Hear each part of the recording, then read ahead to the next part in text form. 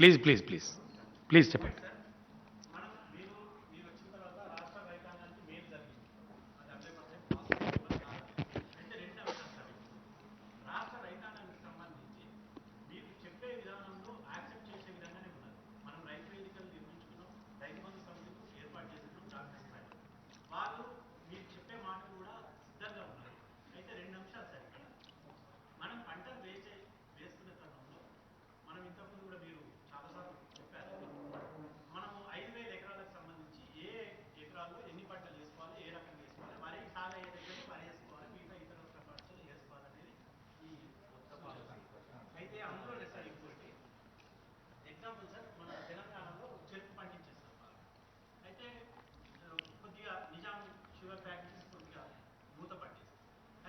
కొద్దిగా ఎందుకంటే వాళ్ళు అమ్మిండ్రు, చంద్రబాబు నాయుడు అమ్మిండు, కాదు రాజశేఖర రెడ్డి కొనసాగించాడు. కొద్దిగా ఎందుకు మూతపడ్డాయండి? అమ్మేసిండ్రు కదా. సారీ, నేను రాజకీయాలు కాదు బ్రదర్, సారీ, కొద్దిగా మూతపడు కాదు బ్రదర్, నేను ఏమంటున్నా అమ్మేసిండ్రు కదా. తెలుగుదేశం గవర్నమెంట్ అమ్మేసింది, రాజశేఖర రెడ్డి దాన్ని కొనసాగించిండు.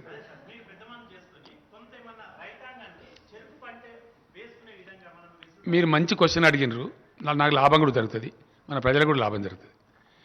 చెరుకు పంట విషయంలో, నిజాం షుగర్ ఫ్యాక్టరీ విషయంలో నేను చెప్పిన, ఇప్పుడు స్పీకర్గా ఉన్నటువంటి పోచారం శ్రీనివాసరెడ్డి గారు అప్పుడు వ్యవసాయ శాఖ మంత్రిగా ఉన్నారు, ఆయన కూడా స్వయంగా రైతు. నేనేం రిక్వెస్ట్ చేసిన అంటే, ఒకవేళ మన రైతులు చెరుకు పండించేదానికి సిద్ధంగా ఉంటే, గతంలో పండించిన రాష్ట్రమే మనం, అలవాటు కూడా ఉంది, నీళ్ళు కూడా తెస్తాం, ఎట్లాగో ప్రాజెక్టులు కడుతున్నాం కాబట్టి సొసైటీలు పెట్టుకోవాలి. ఏమైందంటే మన దగ్గర 30-35 టన్స్ దాటదు బ్రదర్ మన ప్రొడక్షన్. అదే మహారాష్ట్రలో శరద్ పవార్ గారి నాయకత్వంలో అక్కడ చాలా అద్భుతంగా సొసైటీలు పెట్టుకొని వాళ్ళు 130 టన్స్ దాకా పండిస్తున్నారు పర్ ఎకర్, కొత్త వంగడాలు, కొత్త రీసెర్చ్ చేసి.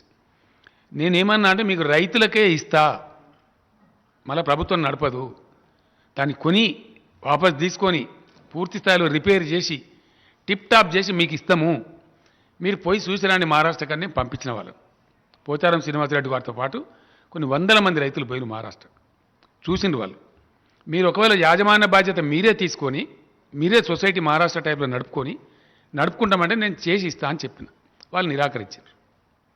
లేదు మీరే నడపాలి ప్రభుత్వం అని. ప్రభుత్వం నడిపితే ఇదే దందా ఏమవుతుంది, మళ్ళీ ధర్నాలు, రస్తారోకోలు, ఇప్పుడు అపోజిషన్లో పిచ్చి పనులు ఇవి జరుగుతుంటాయి. కాబట్టి మేము దాన్ని దేవులకు పోలేదు. రెండవ పాయింట్, మీరు చెప్పిన దానిలో మంచి క్వశ్చన్ అడిగిన మీరు, రైతులు దీనిలో విజ్ఞానవంతం కూడా కావాలి. ఇప్పుడు ఉత్తరప్రదేశ్లో ఎక్కడైతే చెరుకు పండిస్తున్నారో, మహారాష్ట్రలో ఎక్కడైతే చెరుకు పండిస్తున్నారో వాళ్ళే ఇప్పుడు ఇబ్బందులు ఉన్నారు. చెరుకు పోయింది, వాల్యూ పోయింది. ఒకప్పుడు కంట్రోల్ చెరుకు షుగర్, ఇప్పుడు షుగర్ కూడా లేదు, రేట్ లేదు, మార్కెట్ లేదు, డిమాండ్ లేదు.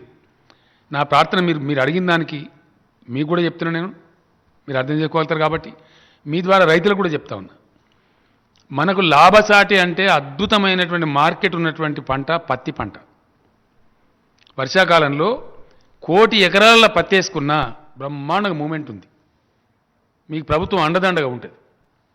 ఇంకో మాట కూడా నేను చెప్తా ఉన్నా, యూరప్ దేశాలలో, అమెరికా దేశంలో ఒకటేసారి పిక్ చేసే పత్తి వేస్తున్నారు.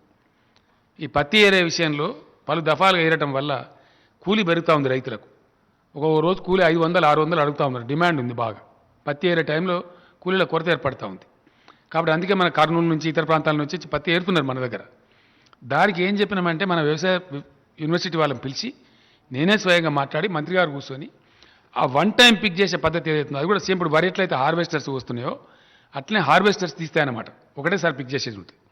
అది ఆ వంగడం తెప్పించినాము, 500 ఎకరాలలో వేసిండ్రు. రాశి సీడ్స్ అనే ఒక కంపెనీ వాళ్ళు ఒక 2000 ఎకరాలు వేసిండ్రు. అతి త్వరలోనే ఒకటేసారి తీసేసే పత్తి పంట కూడా రాబోతా ఉంది. ఇస్తారా? మంత్రి గారు చెప్తున్నారు నా పక్కన కూర్చొని, వచ్చే సంవత్సరంలో ఒక 50-60 వేల ఎకరాలకు రైతులకు కూడా ఒకటేసారి తీసేటువంటి పత్తి తీసేటువంటి పత్తి కూడా ఇస్తారు. అది లాభసాటి వస్తుంది. నా ప్రార్థన మీతో ఏంటంటే బ్రదర్, దయచేసి జర్నలిస్ట్ మిత్రులతో కూడా, అనేక బాధలు పడి ఆత్మహత్యల పాలై నాశనం అయిపోయి తెలంగాణ ఇప్పుడిప్పుడే కుదుటపడతా ఉంది. సొంత రాష్ట్రం సంపాదించుకోవడానికే 60 సంవత్సరాలు కొట్లాడినాం, వచ్చింది రాష్ట్రం వచ్చింది. వచ్చిన తర్వాత దేవుని దయ వల్ల ఇప్పుడిప్పుడే కొంచెం నీళ్లు తెచ్చుకొని మంచిగా ఒక దరికి వచ్చినాం. దీన్ని చెదిరిపోనియద్దు దయచేసి. రైతాంగానికి మనం నేర్పాల్సింది ఏంటంటే, నిజంగా వాళ్ళ బతుకు తెరువు మంచిగా ఉండేది మనం నేర్పాలి, నిజంగా వాళ్ళు బాగుపడేది నేర్పాలి, వాళ్ళకి లాభం కలిగేది నేర్పాలి. పత్తి పంట డోకా లేదు. ఇప్పుడు కూడా ఇప్పుడు యాసంగిలో కూడా శనగలు వేసుకోండి బ్రహ్మాండంగా అమ్ముడుపోతాయి. బ్రహ్మాండమైన ధర ఉంది. 2 పంటలు వేసుకోవచ్చు, పెసర్లు తర్వాత నువ్వులు వేసుకోవచ్చు, ఒకటి తర్వాత ఒకటి. 2 కనుక వేస్తే బ్రహ్మాండంగా వరి కంటే కూడా ఎక్కువ డబ్బులు వచ్చేటువంటి అవకాశం ఉంది. 65-70 రోజులలో వచ్చేటువంటి పెసర పంట ఉంది. అది చేను బాగా చేస్తే రైతులకు కూడా తెలుసు, అది లెగ్యూమ్ క్రాప్, పప్పు ధాన్యం. దాని తర్వాత ఇమీడియట్ నువ్వులు వేసుకోవచ్చు. మళ్ళీ తర్వాత మినుముల పంటకు కూడా బ్రహ్మాండమైన డిమాండ్ ఉంది. కొంతమంది చెప్పి హామీ ఇచ్చారు. ఎవరు? రాష్ట్ర ప్రభుత్వ సీడ్ కార్పొరేషన్ మళ్ళీ హామీ ఇచ్చారు. మన వ్యవసాయ శాఖనే ఉంటుంది. మినుములు వేసుకోవచ్చు, అదేవిధంగా ఆవాలు వేసుకోవచ్చు. మన జగిత్యాల ప్రాంతంలో మన రైతులు దాదాపు 20,000 ఎకరాలలో వేస్తూ ఉన్నారు. దానిలో 2 లాభాలున్నాయి. ఇటు ఆవాలు పండుతాయి, అటు తేనె పట్టు కూడా వస్తూ ఉంది. ఆ పూలు పచ్చ కలర్లో ఉండి తేనె వస్తున్నాయి. అవి కూడా తెచ్చిచ్చింది వాళ్ళకి, తేనెటీగలను కూడా రైతులకు. వాళ్ళు బ్రహ్మాండంగా ఈ వేసుకోవాల్సిన పంటల మీద కూడా మంత్రి గారు ఆల్రెడీ బ్రోచర్స్ తీసి వరి వేయకుండా వేసుకోదగిన ఇతర పంటల గురించి ఈ బ్రోచర్స్ అన్నీ ఇప్పుడు తెలంగాణ వ్యాప్తంగా ఉన్నాయి, రైతు వేదికలలో ఉన్నాయి. మినిస్టర్ గారు కూడా చాలా జిల్లాలు తిరిగినారు, అధికారులు తిరుగుతున్నారు. ఈ బ్రోచర్స్ అన్నీ చూపిస్తున్నారు రైతులకు, మనం వేయదగిన పంటలని. షుగర్ పంట లాభం లేదు బ్రదర్, అది దెబ్బకొట్టింది. మనం జరిగే పరిస్థితి లేదు. పండించిన వాళ్ళే నష్టపోతున్నారు. కనీసం మద్దతు ధర లేదు దానికి. ఈ కేంద్ర ప్రభుత్వం వాళ్ళ చేతిలో ఉంటుంది, అది వాళ్ళు ఇస్తారనే నమ్మకం లేదు. అంతర్జాతీయ విపణిలో ఇప్పుడు ఏమైందంటే ఒక ఫ్యాషన్ వచ్చింది. మధ్యలో ఒక పద్ధతి జరిగి ఈ టెర్లిన్ బట్టలు, టెరికాటన్ బట్టలు చాలా మనం కూడా వేసుకున్నాం. కానీ ప్రపంచవ్యాప్తంగా ఏంటంటే కాటన్ బట్టలు వేసుకోవడమే ఆరోగ్యదాయకం అనేది బాగా రుజువైంది. ఆ తదనంతరం అందరూ కూడా కాటన్ బట్టలు వేస్తున్నారు ఇప్పుడు ప్రపంచవ్యాప్తంగా. దానికి అద్భుతమైన డిమాండ్ ఉంది. మనం ఏం చేసినామంటే మన రాష్ట్రం వచ్చిన తర్వాత 27 మాత్రమే జిన్నింగ్ మిల్లులు ఉండే మన దగ్గర. అవి సగం సగం నడిచేటి ఉండే. అప్పుడు హరీష్ మార్కెటింగ్ మినిస్టర్గా ఉంటే ఆయనకు రిప్రజెంటేషన్ వస్తే నాకు చెప్పిండు. వాళ్ళందరినీ పిలిచి సమావేశం పెట్టి పోచారం గారికి చెప్పి వాళ్ళకి స్థలాలు చూపించి వాళ్ళకి కరెంట్ ఇప్పించి వాళ్ళకి అన్ని శాంక్షన్లు చేస్తే ఈరోజు తెలంగాణలో జిన్నింగ్ మిల్లుల సంఖ్య 400 జిన్నింగ్ మిల్స్ ఉన్నాయి. వాళ్ళే పోటీ పడుకుంటున్నారు. సార్ సీసీ అయితే కూడా అవసరం లేదు, మేమే కొంటాం పోటీలు పడి, మాకు మార్కెట్ ఉంది, మాకు బొడ్డు లాభం వస్తూ ఉందని చెప్పి నిన్న గజ్వేల్ మార్కెట్లో 8,400 కొన్నారు. అంటే మంచి లాభం జరుగుతుంది. పత్తి పంట లాభదాయకంగా ఉంది, పప్పు ధాన్యాలు లాభదాయకంగా ఉన్నాయి. పప్పు ధాన్యాల వల్ల భూమి కూడా లగవుతుంది, మంచిగా సారవంతమవుతుంది. అదేవిధంగా ఇంకా చాలా ఇతర పంటలు కూడా ఉన్నాయి. నూనె గింజలలో ఉన్నది, పామాయిల్ పంటలకు ఉన్నది, రకరకాల పంటలు ఉన్నవి. అవన్నీ వ్యవసాయ శాఖ చెప్తున్నారు. రైతు వేదికలలో సమావేశాలు ఇంకా ముమ్మరంగా పెడతారు. ఇప్పుడు తెలంగాణ వ్యవసాయం మంచిగా జరిగేటట్టు చేసుకున్నాము. మంచి రకాల పంటలు ఇవి, వర్షాకాలం ఏవి వేసుకుందాం, యాసంగి ఏవి వేసుకుందాం అనేది విస్తృతంగా చెప్తున్నారు. ఇంకా కూడా చెప్దాం. ఆ విధంగా మనం ముందుకు పోవచ్చు.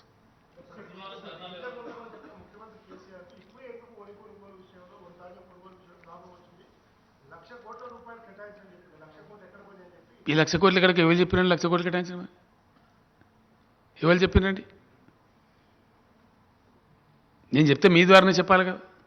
మిమ్మల్ని అయితే ప్రెస్ నోటు పంపుతా, లేకపోతే డైరెక్ట్ అది చెప్తే నేను 1,00,000 కోట్లు కేటాయించమని ఎక్కడ చెప్పినామని చెప్పనలేదు కదా.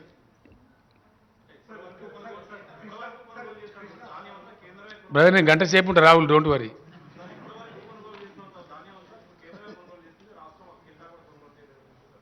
ఆయన చెప్పేది మూర్ఖత్వం అండి, తెలివి తక్కువ.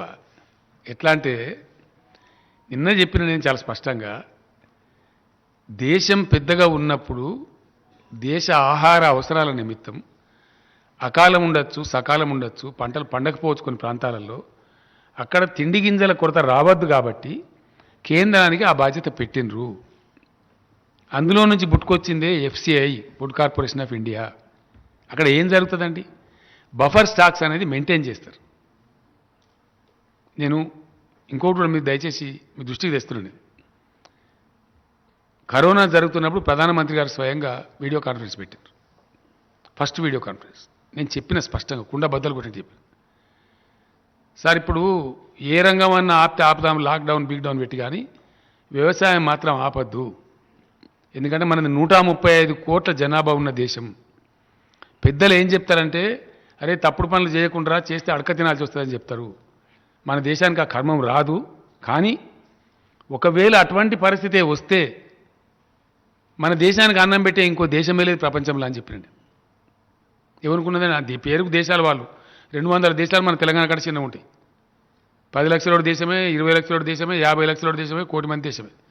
135 కోట్ల దేశాలు ఎన్ని ఉన్నాయి? అన్నీ 6 ఉన్నాయి. 100 దాటిన దేశాలు అయితే 2 చైనా మనమే, అన్ని 100 లోపే. కాబట్టి వాడు ఎవరికి కూడా శక్తి కూడా లేదు. మన 135 కోట్ల నింపే శక్తి, పొట్టలు నింపే శక్తి వానికి లేదు. అందువల్ల వ్యవసాయం మాత్రం ఎట్టి పరిస్థితుల్లో మనం దెబ్బ తీసుకోవద్దు. ఆ పొరపాటు చేయొద్దని చెప్పి మీరు ఎవరైనా ఏమైనా పెట్టుకోండి సార్, మేము తెలంగాణలో మాత్రం వ్యవసాయ పనులు ఆపము అని కరోనా టైంలో కూడా వాళ్ళకి తగిన జాగ్రత్తలు తీసుకొని పంటలు వేసుకోమని చెప్పినాం. అందుకే ఒక్క గింజ లేకుండా కొన్నాం. కొని ఏం చేసినాం, మార్కెట్ కమిటీలకు వాళ్ళు రాకుండా ఏ ఊరికి ఆ ఊర్లో 6,000 పైచీలు కొనుగోలు కేంద్రాలు పెట్టి కొన్నాం. దాన్ని ఎఫ్సీఐకి అప్పగించినాం. అందులో ఏమవుతుందండి, ఇంకోటి చెప్పాలి మీకు నేను. మేము కొన్నాం అంటే మీరు కొనేది ఎవడు కొనేది ఏమి ఉండదు ఇక్కడ. పబ్లిక్ డిస్ట్రిబ్యూషన్ సిస్టమ్, రేషన్ బియ్యం ఏదైతే ఇస్తామో అందులో మన రాష్ట్రానికి మనం వాడుకునేది 25 లక్షల టన్నులు అండి. మన కిలో రూపాయి బియ్యం కావచ్చు, మన హాస్టల్లో సన్న బియ్యం కావచ్చు, ఇంకోటి కావచ్చు 25 లక్షల టన్నులు మనమే వాడతాం. మనకే ఇస్తారు వాళ్ళు రైస్, ప్యాడీ కాదు రైస్. తర్వాత ఇంకో 10-15 లక్షల టన్నులు రైతులు పండించింది వాళ్ళే ఉంచుకుంటారు, వాళ్ళే తింటారు. తర్వాత మిల్లర్స్ వ్యాపారం చేసుకుంటారు కొద్ది గొప్ప.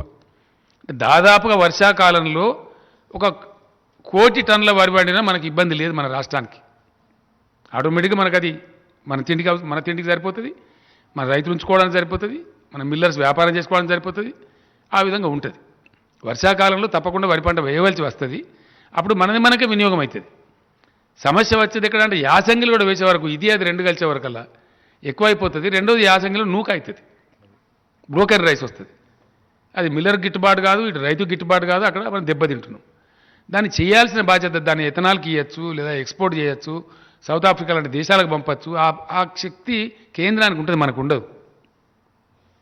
కేంద్రమే కొన్నది, మీరు కొన్నది. మరి కేంద్రం ఎందుకు ఉంటుంది అంటే గడిబేకనికి ఉంటుందా? గొప్ప పని చేసినట్టు చెప్తారు, నాకు అర్థం కాదు. కేంద్ర ప్రభుత్వం వెళ్తా అని బాధ్యత తీసుకున్న మొగోళ్ళు కొనాలి కదా, అది కేంద్రం విధి. అదేదో మేము పెద్ద పీకి పొడిసామని చెప్తే ఎట్లా? రాష్ట్ర ప్రభుత్వం బాధ్యత తీసుకున్నాం, డెఫినెట్గా మంచినీళ్ళు సప్లై చేయాలి మా బాధ్యత, వైద్యం సప్లై చేయాలి మా బాధ్యత. చేస్తలేమా? అది గొప్ప పని చేసినట్టు చెప్పేందుకు? అందులో గొప్ప పనులు చేస్తే చెప్పాలి, అందులో మంచి పనులు ఇంతకుముందు జరగని పనులు చేస్తే చెప్పుకోవాలి. మీరు నిర్వర్తించాల్సిన బాధ్యత నిర్వర్తించి అదేదో గొప్ప పని చేసినట్టు చెప్తే ఎట్లా? మేము నేషనల్ హైవేస్కి ఇచ్చినాము, ఇవ్వవా? నేషనల్ హైవేస్కి ఏం చేస్తావు? ఇవ్వకపోతే ఏం చేస్తామండి, నాకు అర్థం కాదు. రైల్వే లైన్లకు ఇచ్చి రైల్వే లైన్లకు ఇవ్వాల్సిందే కదా సచ్చినట్టు. మంచి మాటకి ఇవ్వకపోతే చెడ్డ మాటకు తీసుకుంటారు ప్రజలు, ఊకుంటారా? ఉద్యమాలు చేస్తారు, దంచి నిలదీసి అడుగుతారు. మా పార్లమెంట్ సభ్యులు పార్లమెంట్లో నిలదీస్తారు, ఊకుంటారా? ఏ రాష్ట్రం ఊకుంటుంది? అవి ఆటోమేటిక్ చేయాల్సిందే కదా. నేషనల్ హైవేస్ అని పెట్టుకుని మీ ఆధ్వర్యంలో పెట్టుకున్నారు. లేదు మీరు పన్నులు మాకే ఇచ్చేయండి, మరి ఇన్కమ్ ట్యాక్స్ మమ్మల్ని వసూలు చేసుకోమనండి, మేమే చేసుకుంటాం హైవేస్ అని. మీకెందుకు ఇవ్వాలి పనులు? Why should we give you? Defence ఉన్నది, కేంద్రం బాధ్యతలో ఉంది, మీరే బాధ్యత చూడాలా. ఎక్స్టర్నల్ అఫైర్స్ ఉన్నాయి, కేంద్రం బాధ్యతలో ఉంది, మీరే చూడాలా. రాష్ట్రం చూడలేరు కదా. మీరు చేయాల్సిన మీ విధి నిర్వహణను, మీ కర్తవ్య నిర్వహణను గొప్పగా చేసుకున్నట్టు చెప్తే ఎట్లా? నాకు అర్థం కాదు. అది ఆటోమేటిక్గా జరగాల్సిందే, ఆటోమేటిక్గా చేయాల్సిందే. దానికి ఏం గొప్పతనం నాకు అర్థం కాదు. నేషనల్ హైవేస్ డబ్బులు ఇచ్చినాము, ఇయ్యవా? ఒక తెలంగాణకే ఇస్తానవా? కర్మ అన్ని రాష్ట్రాలకు ఎందుకు ఇస్తాను మరి?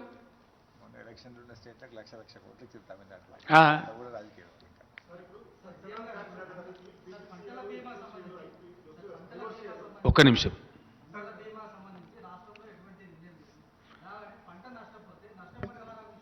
అన్ని ఇచ్చినాం బాధాప్త, అన్ని ప్రతి ఒక్కటి ఇచ్చినాం. ఈ అరాకిరిగాలు మాట్లాడేది కాదు. అన్ని ఇచ్చినాం, అన్ని లెక్కలని రైతులకు తెలుసు. కేంద్రమే అటర్ ఫ్లాప్ ఉన్నది. ఫసల్ బీమా యోజన పెట్టిన ఫసల్ బీమా లేదు, మన బీమా లేదు. ఎవరికి వచ్చిందే లేదు దిక్కు దేశం మొత్తంలో. ప్రధానమంత్రి రాష్ట్రంలో దిక్కు లేదు. గుజరాత్లో అమలు చేస్తున్నారా ఫసల్ బీమా యోజన? పోదామా గుజరాత్కు? రాహుల్ గారు 2 రాష్ట్రాలే వాళ్ళు ఒప్పుకోమన్నారు, పాతది రీఓపెన్ చేయమన్నారు. ఉన్నదానిలో దీనిలో 2 రాష్ట్రాల మధ్యలో ఇప్పుడు పేచి ఉంది.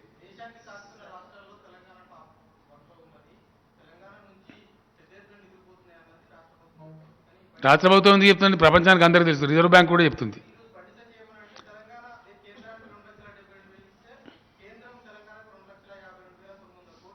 ఈ గాలి వాటికైనా ఇప్పుడు ఎక్కడ దేనిలో ఇచ్చినావో చెప్పచ్చు కదా లెక్క. అంత తెలివి ఉంటే దేనిలో ఇచ్చినావో చెప్పాలి కదా. బట్టి గ్యాస్ చెప్పద్దు కదా. ఈ గ్యాస్ చాలా చెప్పిండ్రు గతంలో. అమిత్ షా గారు చెప్తే ఇట్లే నేను క్షమాపణ విడమని చెప్పిన. నువ్వు క్షమాపణ చెప్పాలి తెలంగాణ ప్రజలకని చెప్పిన. ఇదే హాల్లో చెప్పిన.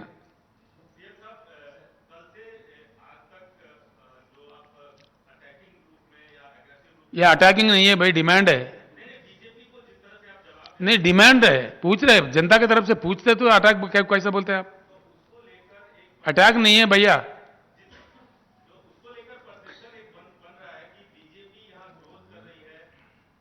कहां ग्रोथ कर रहे हैं भाई, समझ में नहीं आता। उसके 2-4 एमएलए भी नहीं है कि यहां एक वहां एक जीते तो वो क्या ग्रोथ होता है भाई, समझ में नहीं आता। आप समझते हैं क्या ऐसा ग्रोथ बोल के? कहां ग्रोथ हुआ बीजेपी? उसका कोई जगह ही नहीं है यहाँ पे, कोई परसेप्शन नहीं है, क्रिएटेड परसेप्शन है, दुलमुल बातें बोल के।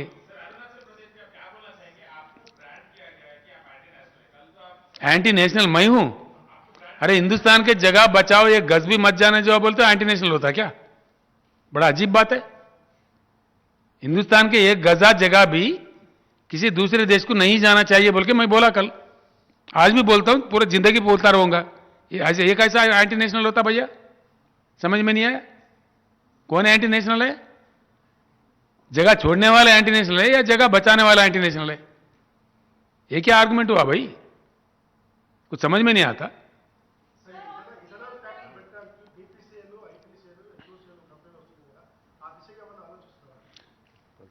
ప్రపంచంలో చాలా మార్పులు చాలా వేగంగా వస్తుంటాయి.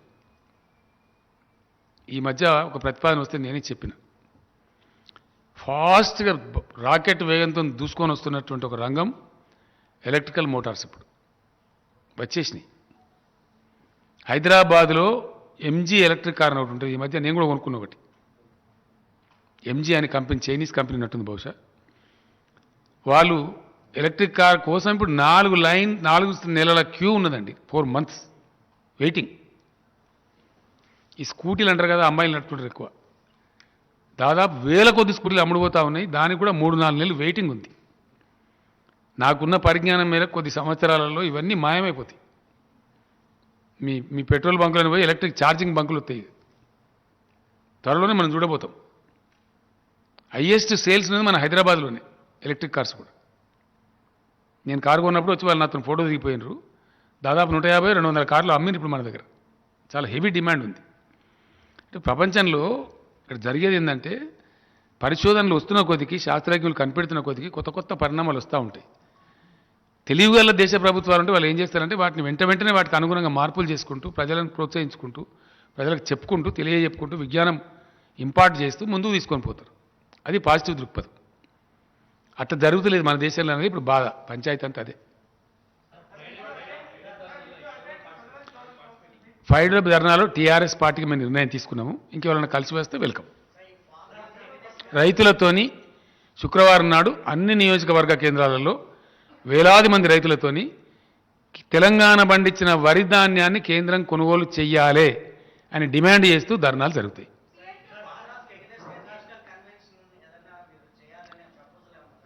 నాదొక రిక్వెస్ట్ బ్రదర్, ఒక్క రిక్వెస్ట్ దయచేసి. నేను please let us B patient. I'm here. My brother has asked A question, I'm just replying. నేను ఒక్కటే మాట చెప్తా ఉన్నా.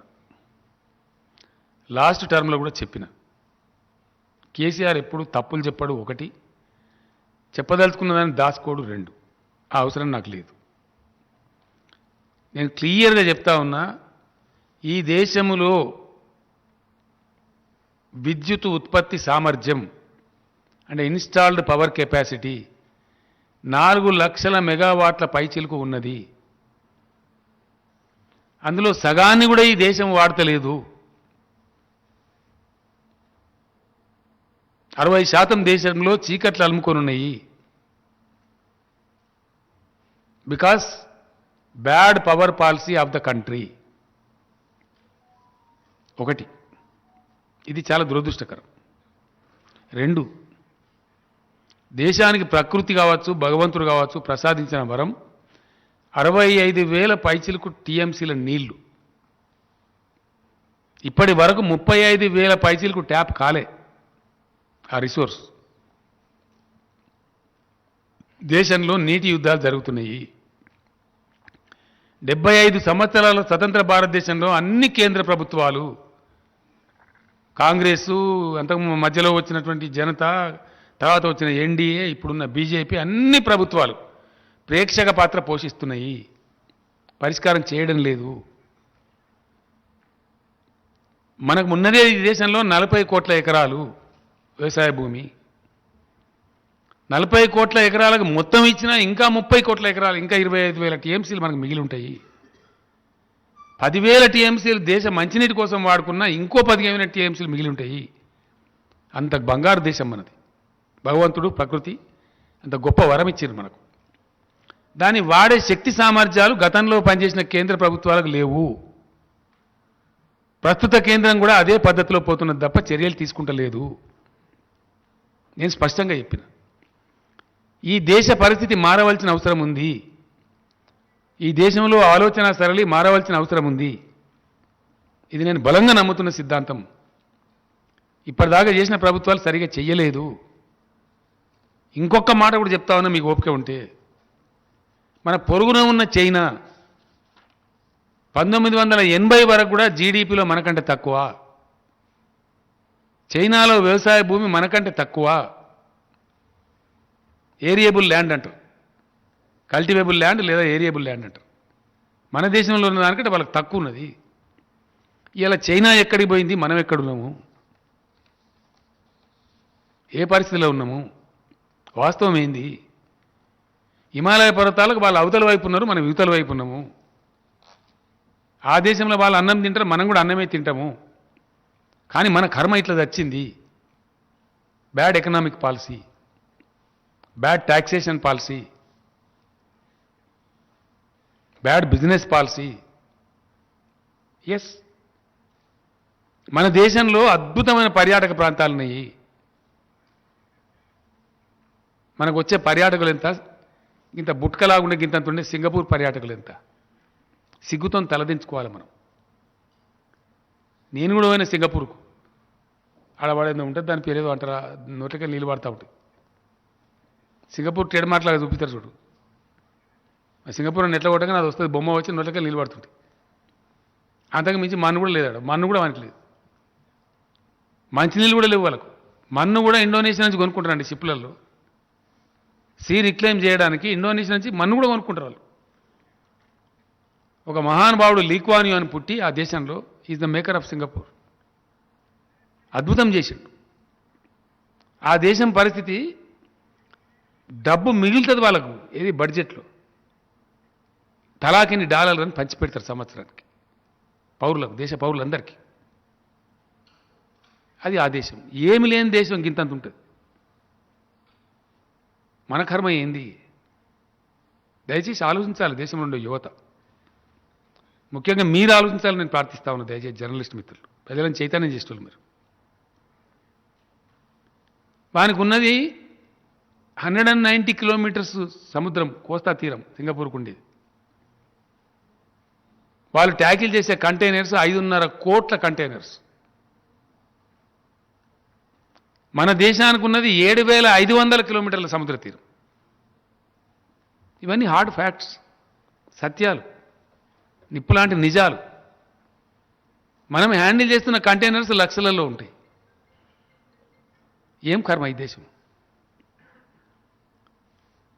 Cleanest beach, world's cleanest beach, దాని పేరు బంగర్ ఐలాండ్, మన లక్షద్వీప్లో ఉంది. ప్రపంచంలోనే క్లీనెస్ట్ బీచ్. మనకు ఒక టూరిస్ట్ రాడు. ఏం కర్మ? ఎందుకు ఆకర్షించలేకపోతున్నాం? అద్భుతమైనటువంటి సంపద, సాంస్కృతిక సంపద, చారిత్రక సంపద, శిల్ప సంపద, ప్రపంచంలో ఎక్కడ లేనటువంటి ప్రకృతి సంపద, ఎన్నో దర్శనీయ స్థలాలు. ఒక రామప్ప దేవాలయానికి యునెస్కో గుర్తింపు రావాలంటే దశాబ్దాల. అది తెలంగాణ వచ్చేదాకా గతి లేకుండే.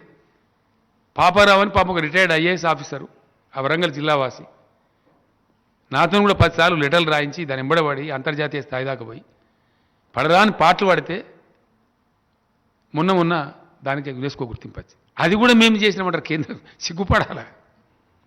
అసలు వాళ్ళ పాత్ర నాదండి రామప్ప యునెస్కో గుర్తింపు రావడంలో వీళ్ళ పాత్ర ఏమైనా ఉందా? ప్రయత్నం చేసిండ్రా? ఇది దిక్కుమాలిన దందా ఏంటంటే, రాసి మొన్న పోయినప్పుడు ప్రధానమంత్రిని అడిగినా నేను, పద్మ అవార్డ్స్ ఇస్తే తెలంగాణకి ఇయ్యండా, మా కళాకారులు ఉన్నారు, మా కవులు ఉన్నారు, మా దగ్గర ప్రతిభావంతులు ఉన్నారు, ఇయ్యరు, ఇస్తలేరు. మన దగ్గర లేరా గొప్ప గొప్పలు?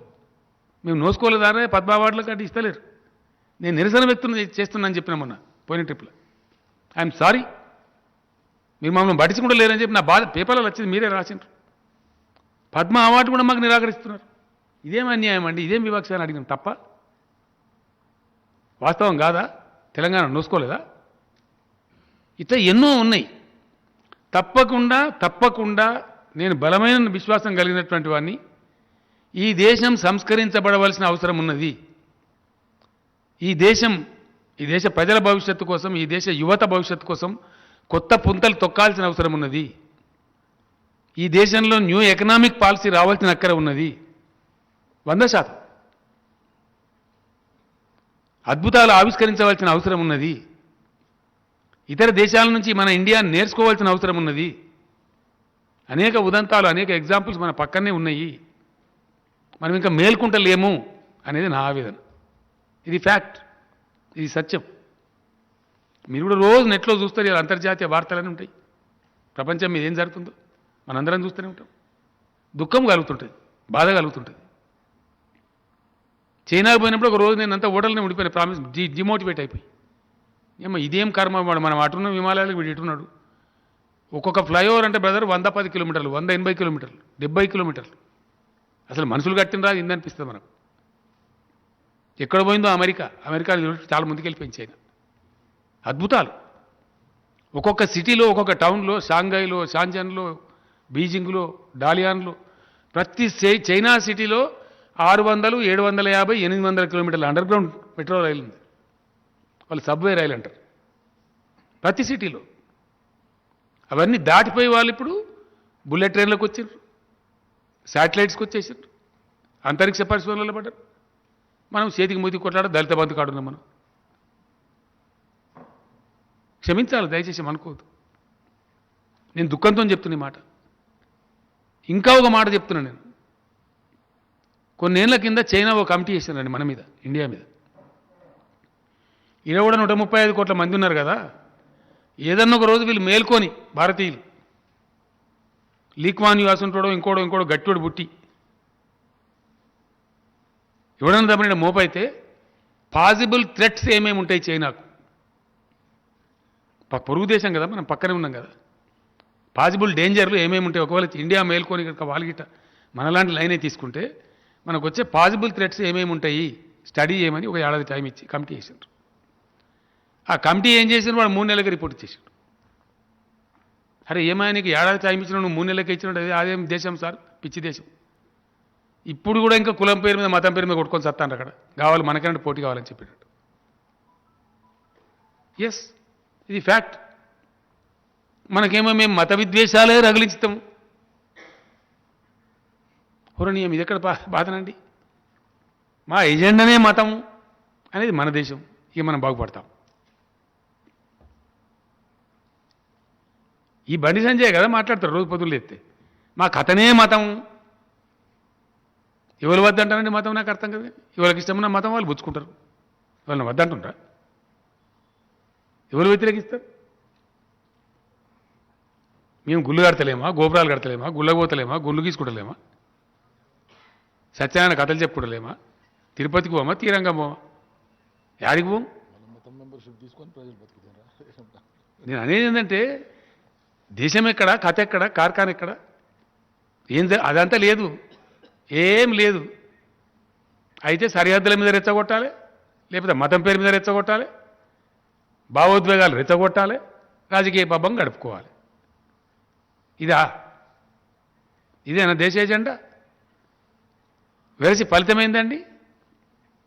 పొరుగున ఉన్న నేపాల్ కంటే, బంగ్లాదేశ్ కంటే, పాకిస్తాన్ కంటే మన జీడిపి తక్కువ ఉంటుంది.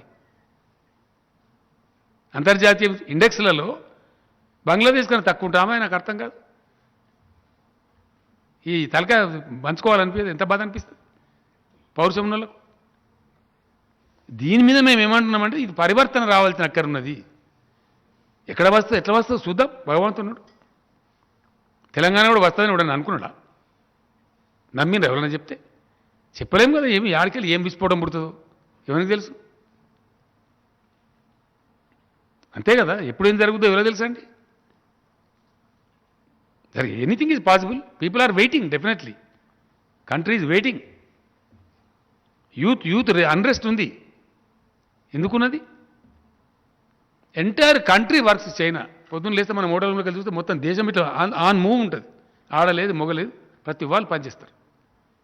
లింగభేదం లేదు, కులభేదం లేదు, మతభేదం లేదు, ఎవ్రీ వన్ వర్క్స్. అండ్ ప్రతి వాళ్ళకు పనిచేసే అవకాశం ఉంది అక్కడ. 6 గంటలు, 7 గంటలు, 8 గంటలు, 4 గంటలు పనిచేస్తారు, డబ్బులు తెచ్చుకుంటారు, మంచి హ్యాపీగా బ్రతుకుతారు. ఆ పరిస్థితి మన దేశంలో రావాలి, ఆ మార్పు రావాలి అని కోరుకుంటే తప్ప కనీసం డ్రీమ్ అని ఉండద్దా? ఏం bye?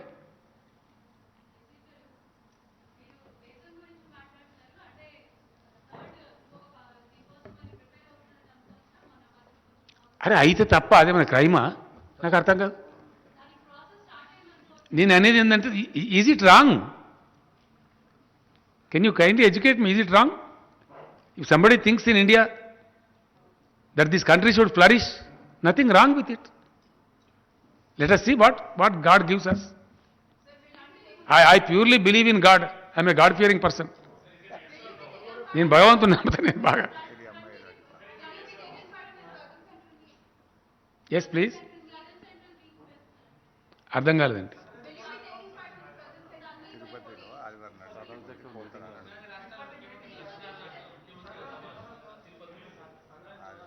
Government of India conduct చేసేటువంటి రాష్ట్రాలను పిలిచి మాట్లాడేటువంటి దానిలో ప్రతి దానిలో తెలంగాణ ప్రభుత్వం పాల్గొంటుంది.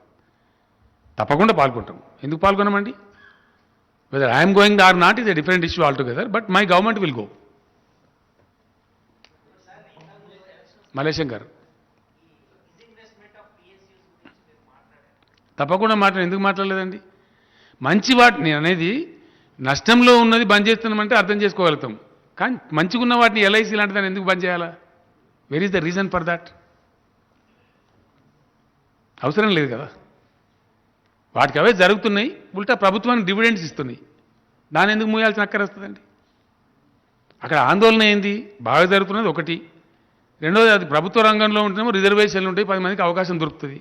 అది పోతే రిజర్వేషన్లు పోతాయి. ప్రైవేట్ పరం అయిపోతే వాని ఇష్టం, వాడు ఎందుకు పెడతారు? రిజర్వేషన్ పెట్టాడు, ఆపర్చునిటీస్ పోతాయి.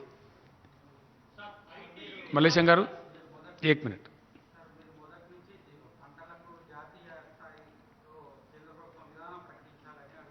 అవును,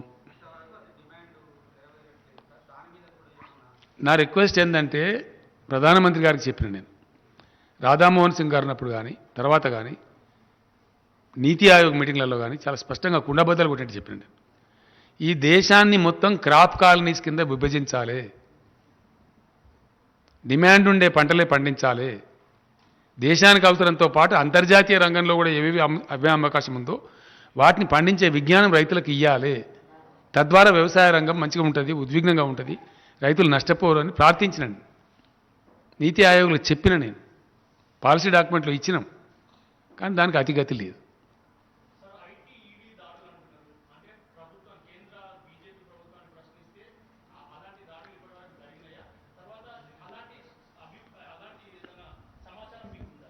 చాలా జరిగినాయి కదా బ్రదర్, మీరు నేను ఇద్దరం ప్రేక్షకులమే కదా, వాళ్ళే చెప్తున్నారు కదా. నిన్న బండి సంజయ్ చెప్పిండు కదా, నిన్న అది ఇవ్వాలని చెప్పిండు కదా, 1 గంటకు ఇవ్వాలనే కదా. మా ఎంపీల మీద జరగాయి, మీ మీదనే జరుగుతాయి అన్నాడు, చెప్పలే? క్లియర్గా చెప్పిండు కదా, నాకు నోట్స్. వాళ్ళ ఎంపీల మీద జరగాయట, మంది మీద జరుగుతాయట. Himself admitted. పరంపరగా చేస్తున్నారు కదా ఈ దేశంలో.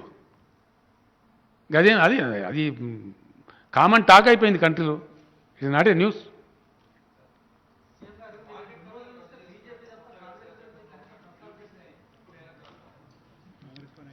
నేనేమంటున్నా అంటే పెద్ద సిగ్గు చేయడం విషయం, ఆ చట్టమైన చదివిండి ఆయన ఇంతకు. దేశంలో రైతులు ఎక్కడన్నా అమ్ముకోవచ్చు అన్నదా లేదా చట్టంలో? ఎందుకున్నట్టు మరి? ఏం కారణం చెప్తున్నట్టు? ఆడ సమ్మె చేసే రైతుల డిమాండ్ ఏంటి బ్రదర్? 1 ఇయర్ నుంచి ఢిల్లీలో వేసి డిమాండ్స్ ఏంటి చూడండి ఒకసారి మీరు దయచేసి.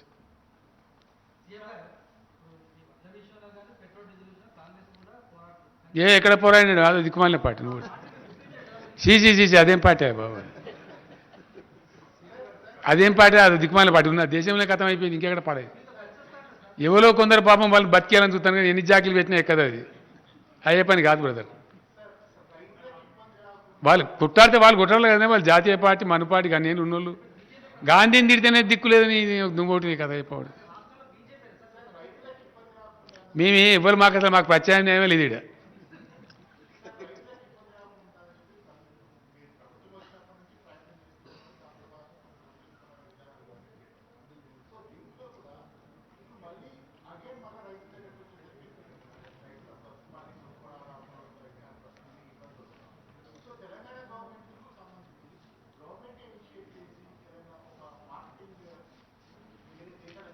అవకాశం లేదు బ్రదర్ మనకు ఎందుకంటే ఎక్స్పోర్ట్ చేయాలన్నా మళ్ళీ పర్మిషన్ కేంద్రం ఇవ్వాలి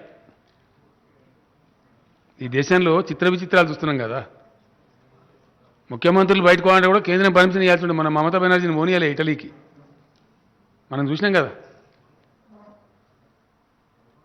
అది ఇదంతా కూడా దేశ ప్రజలకు తెలిసేస్తుంది సమయం వస్తుంది టైం వచ్చినప్పుడు రేపు చాలా మాట్లాడుకుందాం ఈ రోజు నిత్యకృత్యమే రోజు నిత్యకృత్యమే బ్రదర్ ఈ దేశం కథ మా కథ వాళ్ళ కథ తెలియదాకా మీకు తప్పదిగా తప్పకుండా థ్యాంక్ యూ సో మచ్ మీ వాళ్ళకి యాష్ట వస్తున్నది will speak tomorrow because it continues the battle continuous